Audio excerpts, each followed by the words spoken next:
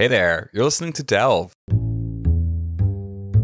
the official thought leadership platform of the Desautels Faculty of Management at McGill University. So my name is Eric Dicaire, and I'm the managing editor of Delve. And today, we're going to talk about how you, as a worker, leader, or innovator, can stay creative. The refreshment of your own curiosity, keeping it alive and fresh. That's the secret pool. That's the elixir. So the voice you just heard was Ann-Marie MacDonald, a renowned Canadian novelist, playwright, and an actor. She was also the Richler Artist in Residence at McGill University in our English department earlier this year. And in this conversation, I asked her about how, after decades of publishing and creating, she keeps her creativity alive. She shared insights from her own life and career, and we unpack how this can apply to any kind of creative or entrepreneurial endeavor. So I had a lot of fun conducting this interview, and I hope that you're going to enjoy listening to it. If you have any feedback or questions about the show, you can send us an email at delve@mcgill.ca. Now, let's delve into it.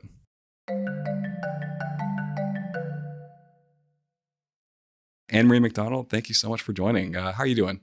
I'm doing very well. Thank you, Eric, and thanks for having me. I'm glad to be here. Yeah, well, I'm very excited that you're here because, so there's a lot that I wanted to start going over with you. This is a management podcast. Folks who are listening might be wondering why we're talking to a novelist, a playwright, an actor, and the connection might not be immediately clear, but I don't know. I see you as, you're a person who works in the creative space. I think you have a lot of thoughts and a lot of insight into how creativity works.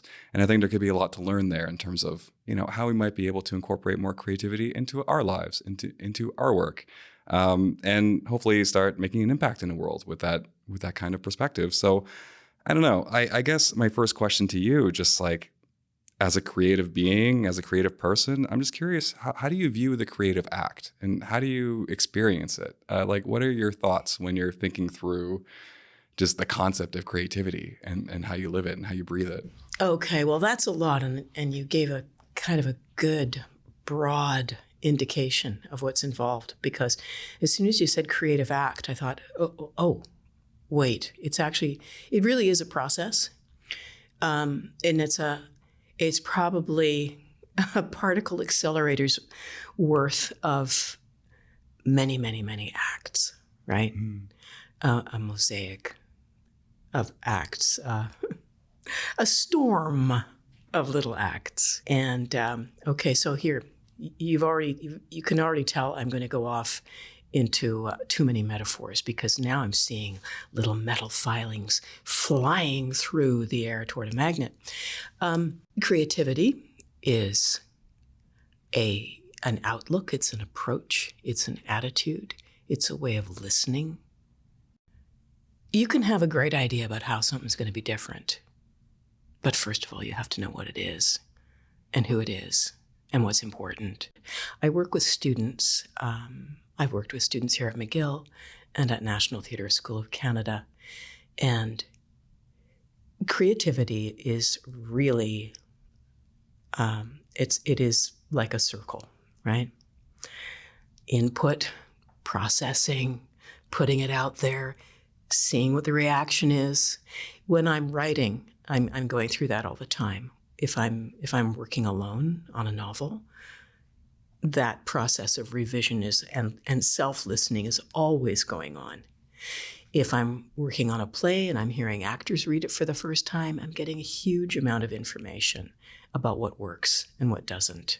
Yeah, that's interesting. So when you say self-listening, how do you know when the product feels right? I don't know, can you put words to that feeling? Or yes, is it? I can tell you what I've been doing right now. Last week, I set myself a little challenge and I said, okay, I'm going to write 1,000 words a day. I've never done that in my life. A lot of writers adhere to a kind of a discipline like that. I respect it. I admire it. I've never subscribed to it. I've just always sort of thought, okay, I have a deadline.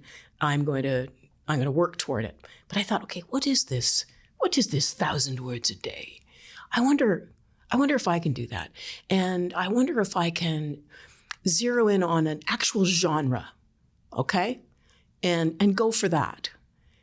And I did this for a few days, and I did 1,000 words a day. And I started a different book every day. And then I read over what I had written, and I thought, this is very good writing.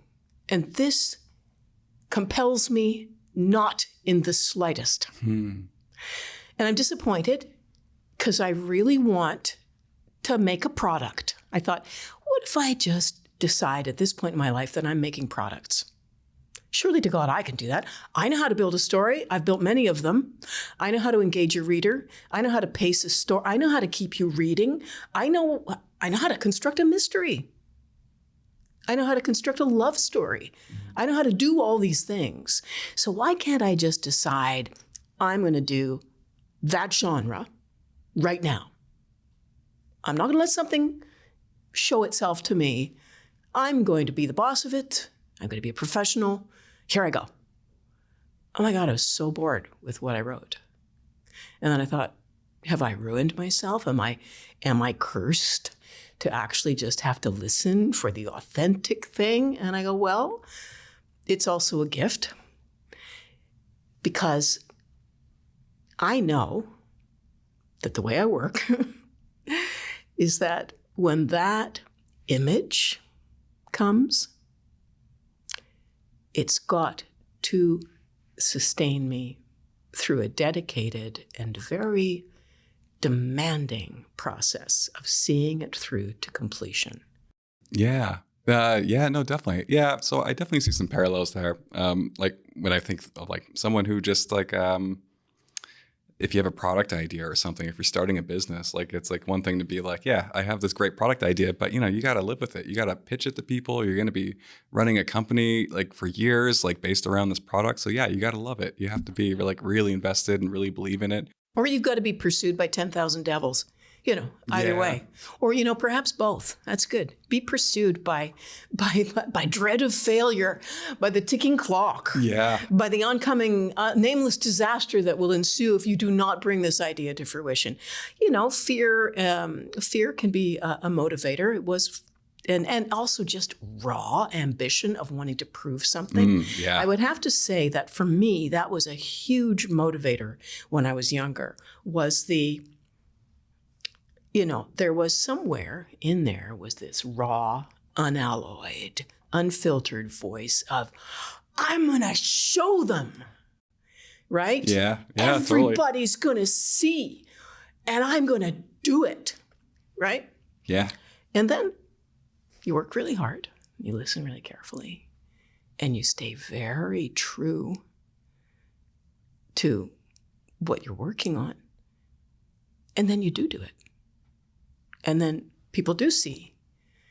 And then you're in this position of going, oh, wow, thank you. And feeling like, well, I can't, in some strange way, I feel like I can't take much credit for my own work because I feel like I'm serving something that's bigger than I am, right? Something important. I've put myself in the service of something that I think is important. So there goes my big ego gratification. Not that there isn't obviously pleasure in a degree of success. We all take gratification and satisfaction in that. But it wasn't the delirious, I'm on top of the world, Ma. I was not king of the world. It doesn't work like that, especially if you're an artist. No, but that makes a lot of sense. Yeah, because I think, you're right. There is this energy of youth. Like, I don't know. Like I see this a lot with like young political activists. Like they're angry, and there's a lot to be angry about. And you'll go out and you'll, I don't know, organize with your friends and with your colleagues who have similar ideas to you. And I think that's worth nurturing. But I don't know. So like I'm in my 30s, and I went through that phase, and I feel like that anger for me is turning into something else, or that energy anyway, that creative energy. And I don't know. It's because I do think a lot about this question of like, how do you keep that going? How do you keep your creativity going, your motivation going? And for me, it just transformed into something else. But yeah, I don't know. Like, so when you move from that phase of I have something to prove, like, I don't know, like it doesn't seem like there's that anger inside of you anymore, but I'm curious how that's changed form over time. Well, it has changed. And I've often thought of it as a joyous rage because and it feels, it's very active, it's very creative. And even if it's like, I want to kick that over and replace it with this thing over here, it is a joyous, creative feeling. It's a zeal. It can turn into zeal. And we know that young people are prone to zealousness, and that is often, that's the downside of the joyous rage, right? Which is your rocket fuel. Yeah, for me, it was like, that is not motivating me anymore. And in fact, I think it is not appropriate. You know, I'm talking as when I was middle-aged, because I'm beyond middle-aged now. I'm middle-aged and I'm going, yeah, I still got like loads of energy and I can get fired up about stuff, but it's not the same. So what is it? Oh, wait a second. I actually have a body of work. I have experience. Oh no, I appear to have a skill set. I appear to have tools. I appear to be highly competent in a number of ways that befit my domain. Now I have to work it. I have to do what I do well. It's no longer aspirational. You're a professional. You're actually an expert. That's it. And what are you going to do with those tools? Oh, that's super fascinating. Oh man, there's a lot to pull on there, because I feel like, yeah, this notion of leaning on your craft, like once you reach a certain point, it's like, all right, like I know I can write, or I know that like I'm in communications, like I can make a podcast, I can do an interview, I can do a thing. And then it's like, all right, how do I use these tools in a way that's meaningful to me? And just thinking through, like, yeah, like if you make a great product, and I don't know, like and people who are victims of their own success in a way, like they create something that's amazing. It takes off, they make a bunch of money off of it, but then it's like, all right, once that's done, like how do you keep nurturing that entrepreneurial spirit or that artistic spirit? And yeah, that's a tricky thing. So yeah. Because you're not going to do that same thing again for the first time ever. No, that's it. Yeah. And that's where curiosity, the refreshment, if you really use that in the classical sense of refreshing, the refreshment of your own curiosity, keeping it alive and fresh. That's the secret pool. That's the elixir.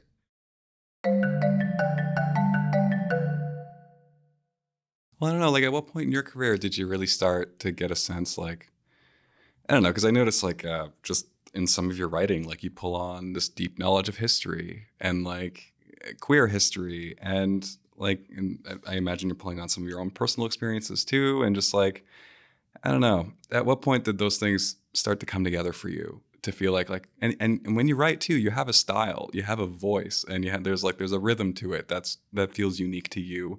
So I'm just curious what that process was as you found your thing, because I think a lot of people are probably looking for that as they go through their life and their careers, like just looking for that thing that they're good at and that's unique to them. So yeah, well, what are your thoughts there?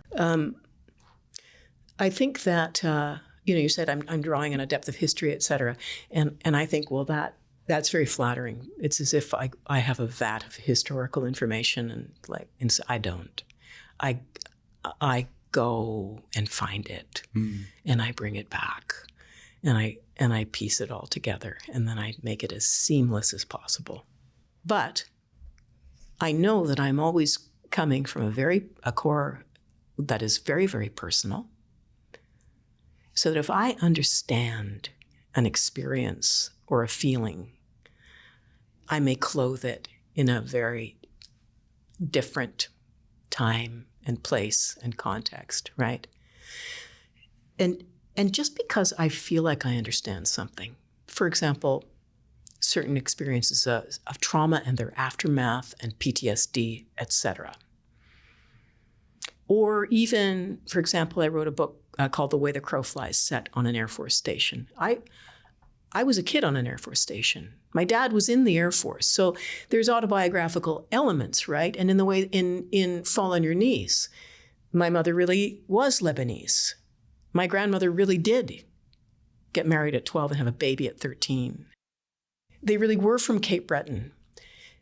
So I begin with stuff that is tactile. I can smell it, taste it, feel it. It is in my fibers. That's when I start to do the research. Because just because I've experienced it in my own little aperture, that doesn't mean I have context. That doesn't mean that I'm right about everything. That just means that I have a true conviction of the authenticity of my understanding of a human dynamic or experience, Yeah. whether I've literally experienced it or not. Yeah.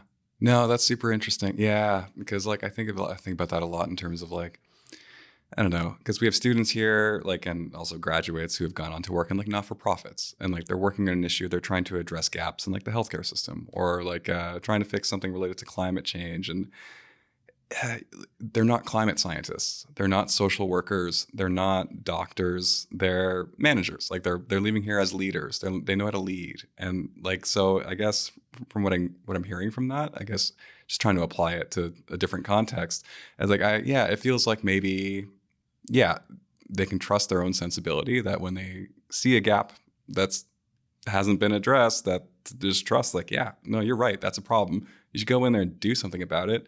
And also don't be afraid to pull on new tools. Go learn about the expertise that you don't know about. Go talk to social workers, go talk to doctors, go read a book, go inform yourself, just expand your world, your inner world, and your wealth of knowledge so that you can funnel it into your work in a way that's meaningful and can actually make a contribution. I don't know. Does that sound like a fair application of what you just described? Or That sounds really interesting. Like you have, I have never thought of it that way before. But if you've just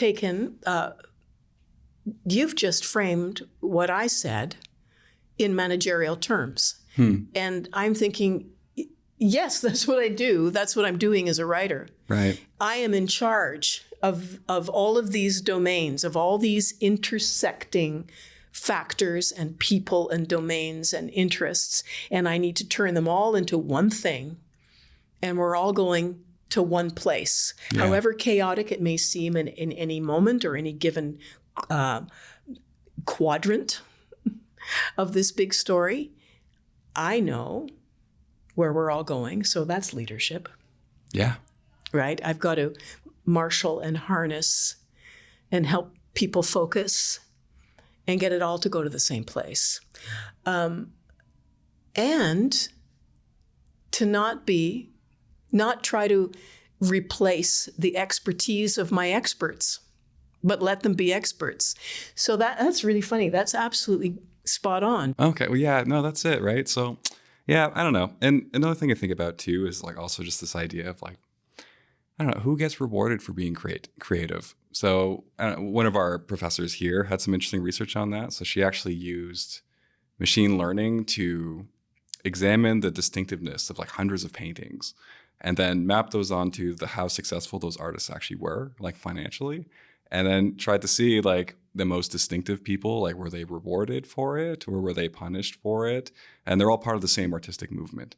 But after a movement is established, if you come in and you try to break the conventions of that movement, it's not uncommon for people to laugh you out the door or to punish you for deviating so much from that particular style or that point of reference. So I don't know. Like, I guess I'm just curious how you think about that. Like, how closely should I be trying to stick to the conventions? And you know, these might be your heroes. Like you like. I don't know, if you're in the tech industry, like you're looking at the Googles and the Apples and the whatevers, and you're saying like, yeah, I want to be like them, but also they've done that already. So I don't know. I'm curious how you manage that particular tension or how you think about that tension. Yeah, that's really interesting. I have often felt like I've been a little bit out of step with my own generation, even broadly speaking, my own century. And this one too, because I have never been drawn by the prospect of altering a form or making a different form for the sake of it. That has just never drawn me. I've been very powerfully drawn to work in familiar forms and fill them up with unfamiliar content, with maybe radical or transgressive, quote unquote, unconventional content. I am drawn to forms that delight me as a reader and as an audience member, because I want to delight the reader and the audience member. But I also want to say, I also want to use those forms to take people on journeys, narrative journeys and journeys of identification that they might not otherwise undertake. And I think I've done that to quite an extent. And I think I've done that from early on in my career, because my impulse is always to welcome and to invite the audience and the reader and say, hey, you can trust me. I know that your time is valuable. So, and don't you love going to a haunted house? Don't you love knowing someone's going to make you laugh? Don't you not love that there's going to be a beginning, a middle, and an end to this story? And I'm not going to be, playing with the form and giving you something ambiguous and you didn't really get it, but you'll say you read it. No, I'm not going to do that. I'm going to always work to give you the traditional gratifications. And because I'm going to try to create that experience for you, I'm going to say, and you're going to meet people, you're going to get close to people, you're going to love people that you may think you hate. And it's going to change you. Yeah, so there's definitely value in sort of sticking to the familiar formats a little bit. Yeah, and but so what? So if you're going to reinvent something like Google or the internet, what would it be? Right? Like why? Yeah. But people also have technical passions. I don't, because those are not my gifts. It's not my education. So if I'm thinking about doing a technical innovation that would change everything, I wonder what that would be. That's right. It's right? Like, exactly. Yeah. So that would really draw me, but I'd be going, what do I want it to do? Yeah. Well, I think it comes back to your earlier point. Like you have to be obsessed with it. Like you just have to be, trusting yourself and having an idea, loving it, because you're going to be fighting for it. And thinking, and if it's unconventional or if it doesn't quite fit, you're probably going to have to fight harder than you would otherwise to get the funding for it. And a lot of the innovators, really, they die in obscurity and broke. That's it, right? Yeah. And the famous people are fans of the dead, penniless artist. Yeah. Whatever kind of artist they may be, often a musician, right? Mm-hmm. Yeah. Yeah, that's it. So do you really want to be first? Yeah, exactly. Okay. Well, Ann-Marie, I feel like I could talk to you forever, but I promise I'd get you out of here on time. So I think I'll wrap it up. Thank you so much for joining. This has been an incredibly fun conversation, and I really appreciate your time. Thank you, Eric. I've enjoyed this thoroughly. All right, and that's a wrap. A special thank you to Ann-Marie MacDonald for joining us today, and a special thanks to you for listening. If you like what you heard today, don't forget to subscribe and share this episode with your friends and colleagues. Also, before signing off, in this interview, I mentioned a piece of research from a Desautels professor, but I didn't mention the author's name. So I was referring to a fascinating study by Professor Mitali Banerjee. We covered it in a previous Delve episode, so I'll put the link in the show notes for you to check it out. So McGill Delve is the official thought leadership platform of the Desautels Faculty of Management at McGill University. My name is Eric Dicaire. I'm Delve's managing editor, and I was your host today. Professor Saku Montara is our editor-in-chief, and he happened to produce all the original music. Thank you so much for listening, and we'll catch you next time.